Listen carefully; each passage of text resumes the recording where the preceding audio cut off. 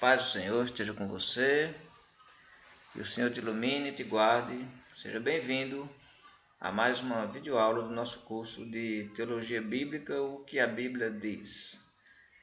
Dessa vez vamos estudar a lição 9, né?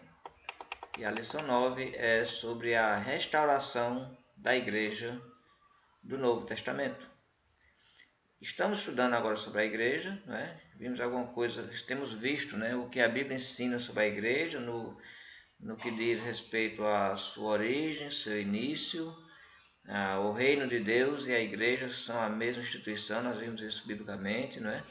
Quando a igreja começou e como era organizada, né? E como era unida, né? Como era unida a igreja. Então, relembrando aqui, né, nas lições precedentes, aprendemos que a Bíblia deve ser a nossa única autoridade em religião e que a Igreja de Cristo, nos tempos do Novo Testamento, seguia a palavra de Deus como sua única autoridade, né? Então, os apóstolos trabalharam, deixaram a palavra revelada e a igreja, né, passou a seguir basicamente o que era revelado pelos apóstolos e profetas do Novo Testamento. E ninguém aparecia mais como ser profeta para querer trazer nenhum ensino que fosse diferente do que estava escrito. A última lição, né, nos apresentou também um quadro da igreja como uma realidade já estabelecida e organizada, né? Nós vimos as igrejas fiéis que seguiam cuidadosamente os ensinamentos de Cristo. Então, nós encontramos no Novo Testamento uma igreja unida e organizada. A igreja estava espalhada, era a mesma igreja, tinha a mesma doutrina, todos eram irmãos, né? É aquele sonho que a gente gostaria de ter vivido, mas que hoje, infelizmente, é tão diferente, né? Bem, infelizmente, isso não continuou, né? Infelizmente, não podemos terminar aqui a história. Na verdade, mesmo antes de encerrar-se o período do Novo Testamento, né, o primeiro século, muito antes foi profetizado pelos apóstolos e profetas que haveria um afastamento, um desvio da verdade, chamado de, a palavra de origem grega, né, apostasia. Então vamos ver aqui as profecias sobre um afastamento, um desvio da igreja, apostasia da igreja. Bem, o próprio Cristo profetizou em seu ministério pessoal e Jesus previu a apostasia. Jesus disse: levantar-se-ão muitos falsos profetas e enganarão a muitos. Mateus 24:11. Eu sei que muitos, quando lêem essa passagem de Jesus, olham para o tempo de agora, né, e para falsos profetas que ou aparecem ou já apareceram, mas essa profecia de Cristo, muito cedo, ela foi realmente revelada, né? Porque essa profecia ela foi mais explicada pelos demais apóstolos de Cristo. O Espírito Santo mesmo fez Paulo profetizar o desvio. E veja o que Paulo vai dizer aqui no livro de Atos, capítulo 20, quando ele chama os presbíteros. Ele diz: eu sei que depois da minha partida, veja bem, depois da partida de Paulo, né? Não está falando de agora não, né? Depois da minha partida, entre vós penetrarão, olha, lobos vorazes, que não pouparão o rebanho. Já pensou? E que dentre vós mesmos levantarão homens falando coisas pervertidas para arrastar os discípulos atrás deles. Então Paulo está fazendo uma profecia, mas ele está aplicando o que iria acontecer naquela época com aqueles homens. Paulo também diz: ninguém de modo nenhum vos engane, porque isso não acontecerá sem que primeiro venha a apostasia e seja revelado o homem da iniquidade, o filho da perdição. 2 Tessalonicenses, capítulo 2, versículo 3. E acrescentou também na carta a Timóteo: ora, o Espírito afirma expressamente que nos últimos tempos alguns apostatarão da fé. 1 Timóteo, capítulo 4, versículo 1. Outras escrituras também contêm afirmações semelhantes sobre o afastamento ou desvio que a igreja sofreria. Então, entenda, a igreja está unida, mas os apóstolos, através do Espírito Santo, estão afirmando que vai haver um grande desvio na igreja. Aos poucos, passagens citadas acima permitirão ao leitor, a você mesmo, né, verificar que a igreja iria entrar em uma grande luta aberta contra eles, falsos profetas, disfarçados de boas ovelhas, de bons líderes, homens carismáticos, se mostrando muito amorosos, né, e com rebanho, mas traziam um falso ensino que iria deturpar a unidade da igreja. Bem, ao fechar essa cortina do primeiro século, as forças do mal já se achavam operando para fazer surgir falsos mestres e uma igreja, digamos, apóstata, né, dividida. Nós temos aqui as profecias de Paulo temos aqui duas passagens, né? A primeira fica na carta 2 Tessalonicenses, capítulo 2, versículo 7. Diz assim, vou ler aqui, com efeito, veja o que Paulo vai dizer aqui, olha. Com efeito, o mistério da iniquidade já opera. Veja o que Paulo está dizendo. O mistério da iniquidade que iria causar essa divisão na igreja já estava em operação. Mas ele diz mais, olha, aguarda somente que seja afastado aquele que agora o detém. Então, essa é uma das profecias mais difíceis de serem entendidas hoje, porque é a informação que eles tinham e que não foi trazido para nós. O que é que detinha? O que era que aguardava somente aquele que agora o detém? Quem seria esse que detinha essa iniquidade? Então, provavelmente, né, havia alguma força de Deus, né, que ainda impedia desse mal operar. Mas ela seria revelada, já estava em operação no primeiro século. E o apóstolo João, que também combateu muito esses falsos ensinos, aliás, é importante dizer para você aqui que dos apóstolos e profetas que combateram muito os falsos mestres que já estavam em ação, né? Nós temos o apóstolo Pedro na sua segunda carta, nós temos Judas na carta de Judas, né, próximo ao Apocalipse, e o apóstolo João em 1 João, em 2 João, ele fala duramente contra esses falsos profetas. Na carta de 2 João, ele chega ao ponto de dizer para os irmãos que não recebam em casa esses falsos mestres. Você já pensou? Você já imaginou alguém chegar na sua casa e as pessoas vão dizer, olha, não receba ele, não deixe entrar na sua casa. Já pensou nisso? Pois é, João falou isso para a igreja. Vamos ver aqui, João capítulo 2, versículo 7, veja o que ele diz. Porque muitos enganadores têm saído pelo mundo afora, os quais não confessam Jesus Cristo vindo em carne, assim é o enganador e o anticristo. Né? E o anticristo. E ele vai dizer mais, ele vai dizer aqui, versículo 9, ele diz, todo aquele que ultrapassa a doutrina de Cristo e nela não permanece, não tem Deus. O que permanece na doutrina, esse tem tanto o Pai como o Filho. Então, existe um ensino puro que foi dado por Deus pelos apóstolos que tem que ser guardado, não pode ser mudado. Você perde Deus se você perde esse ensino. E ele diz mais, veja o versículo 10. Se alguém vem ter convosco que não traz essa doutrina, não recebais em casa, nem lhes deis as boas-vindas. Se alguém vem ter com você, mas não traz esse ensino, não fique amigo dele, não converse com ele, não receba ele em casa. Esse ensino bíblico, a sã doutrina dada pelos apóstolos, não era para ser corrompida. Vamos ver aqui alguns elementos da apostasia. Foram cumpridas as profecias sobre a igreja apóstata. Esses falsos profetas que nós lemos agora há pouco, tanto Paulo como João combatendo, né? Foi um movimento que surgiu no final do primeiro século, era chamado gnosticismo, vem da palavra grega gnosko, que quer dizer conhecimento. Eram líderes que pregavam que havia um conhecimento superior dado somente a alguns, eles negavam a encarnação de Cristo. Eles eram levianos e diziam que o cristão poderia participar de tudo, tanto prostituição, mulheres, porque eles diziam que a carne para nada aproveita, o que Deus queria era o espírito. Né? Era um falso ensino que estava prejudicando muito a igreja. Então os apóstolos, o próprio João, né, combateu muito. Mas a maior divisão mesmo que vai realmente afetar a igreja é o que vamos falar agora em seguida.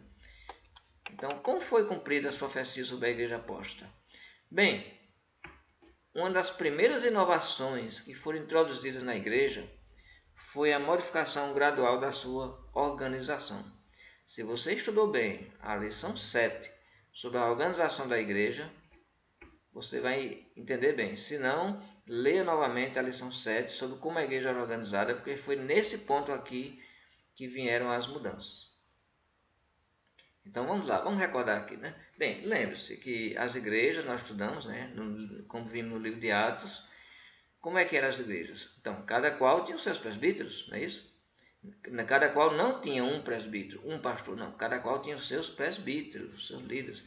E todos eles ocupavam posições iguais. Ninguém era melhor que ninguém. Eram os presbíteros. Se a igreja tinha 2, se tinha 3 presbíteros, se tinha ou 4 presbíteros, esses líderes que pastoreavam o rebanho tinham a mesma autoridade. Em Atos 14, 23, nós vemos a eleição de presbíteros por Paulo e Barnabé.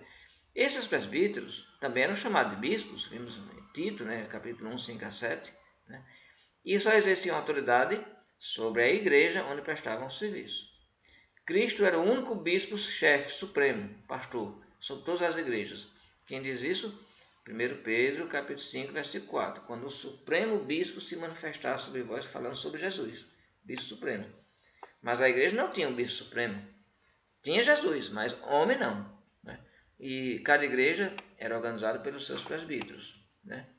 Então esse era o plano de Deus para a organização da igreja. Jesus era o cabeça supremo e cada igreja tinha então a sua supervisão, os seus presbíteros. As igrejas eram independentes, nenhuma estava vinculada à outra, né? Mas todas seguiam o mesmo padrão, tinham a mesma unidade. Muito bem. No segundo e terceiro séculos, muito tempo, né, depois dos apóstolos, claro, né, então começou a se desenvolver uma ideia. E essa ideia foi ganhando força, foi ganhando boa aceitação entre as igrejas, de um cargo isolado e superior para o presbítero em cada congregação. A ideia exatamente é que foi dado o nome de bispo ao ocupante desse cargo mais elevado, que era um sentido diferente daquele usado em Tito. Tito fala dos bispos em relação aos presbíteros, mas eles passaram a falar em bispo em relação a um bispo para cada igreja. E não era mais para indicar todos os presbíteros. Então, depois dessa inovação, a organização da igreja passou a apresentar-se, né, conforme ilustrado no diagrama seguinte. Ainda não temos esse diagrama aqui, mas basicamente, para você entender, cada igreja passou a ter um bispo. Né? A história revela que o objetivo era proteger a igreja contra falsos mestres. Então, queria que tivesse alguém com autoridade para, né, defender a sã doutrina e poder garantir a ordem na igreja. Mas está se criando algo que não está no Novo Testamento. O Novo Testamento fala de presbíteros nas igrejas, não fala de um bispo na igreja. Você não encontra isso. Enquanto no começo vários bispos dirigiam cada igreja local, que é o que nós encontramos na Bíblia, então agora havia somente um bispo para cada congregação. Já houve uma mudança. O que acontece quando você muda os planos de Deus? O que é que acontece quando Deus diz uma coisa e o homem faz diferente? Você conhece muito bem essa história. No Antigo Testamento nós temos Saul. Saul foi um rei, o primeiro rei de Israel. Ele era assim. Deus dizia de um jeito, ele fazia diferente. Ele acabou perdendo o Espírito de Deus e ficando completamente perdido, vindo a deixar de ser rei e morrendo em uma guerra, né? Porque ele se separou completamente do caminho de Deus. Pois é, aqui nós temos isso acontecendo novamente. Bem, mas não parou por aí. Não parou por aí. Cada igreja tem um bispo, né? Esse bispo, ele é responsável pela sua igreja, não é? Não, agora ele vai ser responsável por várias igrejas. Veja só. Outra adaptação foi feita mais tarde na organização da igreja. E o bispo passou agora a chefiar diversas igrejas compreendidas naquela mesma região, em determinada zona. Por exemplo, o bispo da igreja de Antioquia, ele não representava apenas agora a autoridade superior dentro daquela igreja, mas também exercia autoridade sobre outras situadas nas vizinhanças de Antioquia. Então, o poder dos bispos agora ficou, né, muito forte, né? Esse bispo agora ele tem o que a gente chama hoje de diocese, né? Ele tem a sua congregação em uma região onde ele controla várias congregações. O sistema evangélico atual tem algo parecido, né, com o pastor-presidente, né? O pastor-presidente ele coordena várias congregações em uma região. Então é isso aí, é esse sistema aí. É bíblico? Não. Está na Bíblia? Não. Em nenhuma parte, nem em Timóteo, não existe nada, nenhum versículo, nada. Os apóstolos não ensinaram isso de forma nenhuma. O ensino, voltamos lembrando, né? O ensino bíblico, Cristo é o bispo supremo e cada igreja é conduzida pelos seus presbíteros. É sábio esse sistema deixado por Cristo, protege a igreja, né? Se a igreja se desvia, é só ela que se perde, as outras são preservadas. Nesse caso aqui agora, se um bispo desse se corrompe, ele vai levar um bocado de igrejas com ele, né? Que ele é responsável por várias igrejas. Então veja o que é mudar os planos de Deus. Então o poder dos bispos. Bem, o poder dos bispos, entretanto, ainda continuava equivalente, né? Isso é, o poder do bispo de Roma, por exemplo, não era maior que o de Antioquia, né? Então, cada bispo tinha a sua região, mas esses bispos tinham a mesma autoridade, você está entendendo?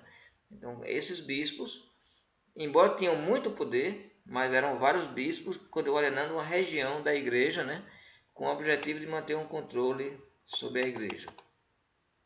Mas, algum tempo depois, eles começaram a ter posições que começaram a variar de acordo com a importância das áreas sobre as quais eles tinham autoridade. Isso quer dizer o quê? Que alguns bispos tinham mais influência que outros porque tinham uma região de maior riqueza, né? De maior influência. Por exemplo, os bispos das cidades, ou metropolitanos, né, como foram chamados, prestavam serviço nas capitais de certas províncias. Então, o que acontece é que os bispos das igrejas maiores, como Alexandria, Jerusalém, Roma, Antioquia e Constantinopla, que eram as maiores cidades na época, esses bispos se tornaram mais poderosos do que os outros e se transformaram em patriarcas da mesma categoria. Um detalhe aqui, ainda hoje a Igreja Ortodoxa usa esse termo, né? Patriarca. Né? Lá eles têm o patriarca da igreja. Então, esses bispos passaram a ser uma espécie de patriarcas. Né? Temos aqui um documento histórico, né? Uma citação aqui é uma carta a Eulógio, bispo de Alexandria. Gregório I, bispo de Roma, afirmou que a sé de Pedro em 3 lugares é a sé de um. Veja o que ele está afirmando aqui. A sé é como que a sede, né? A sede de Pedro não é só em um, mas é em 3 lugares que é a mesma, frisando que nesses 3 locais onde existia a base de Pedro eram Alexandria, Antioquia e Roma, né? Não citou nem Jerusalém, né? Onde a igreja começou, né? Então, Alexandria, Antioquia e Roma era como tida a base do bispado de Pedro, né? Do apóstolo Pedro. Acrescentando ainda, desde então é a sé de um, ou a sé sobre a qual 3 bispos atualmente presidem por autoridade divina. Então, nota que ele está dando a mesma autoridade sobre esses 3 bispos dessas 3 grandes cidades. Fica evidente que Gregório, mais tarde declarado Papa e santo pela Igreja Católica, nessa época aqui ele não considerava o patriarca de Roma como sendo mais poderoso que os outros patriarcas. Mas vamos lá, vamos continuar, né? A história, né? Muita coisa acontece, né? Então, surgiu, entretanto, uma grande rivalidade entre os bispos de Roma e Constantinopla. Começou a ter uma rivalidade, eram uma das maiores cidades, mais desenvolvidas, né? Alexandria ficava um pouco longe, né? Lá na região norte do Egito, né? Ali, né? Então, Constantinopla e Roma eram mais centralizados. Então, o poder dessas 2 cidades foi maior e começou uma rivalidade entre os 2 bispos. E aí, olha, quando o patriarca de Constantinopla, que era chamado João o Jejuador, ele começou a se chamar de bispo universal, Gregório I, o patriarca de Roma, ficou muito chateado e acusou ele de usar um título profano, arrogante e perverso. Olha que coisa. Você está entendendo aqui? O bispo de Constantinopla, chamado patriarca de Constantinopla, que era João, chamado de Jejuador, né? Ele pregava muito o jejum, ele começou a se chamar de bispo universal. Gregório I de Roma disse que ele estava sendo profano, arrogante e perverso. Bonifácio III foi o bispo que sucedeu Gregório. Ele não levantou aparentemente as mesmas objeções, mas conta-se que ele assumiu publicamente esse título no ano de 606 d.C.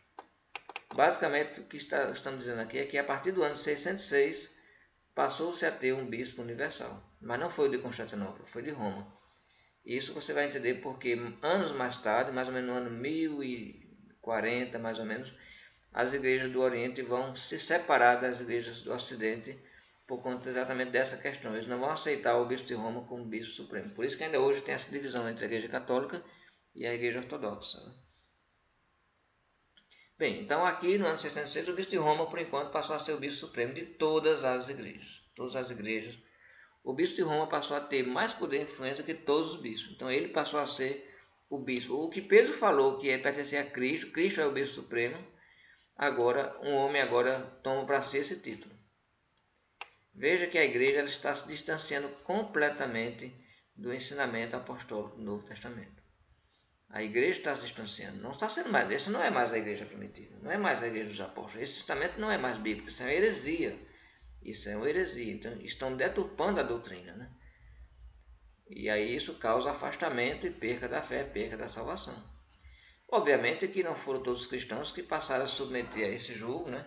Havia muitas igrejas que não admitiam isso e sabiam muito bem do ensinamento apostólico e continuavam seguindo, né, fervorosamente na sã doutrina, mas esses irmãos vão começar a sofrer perseguições, porque todas as igrejas tinham que aceitar essa doutrina.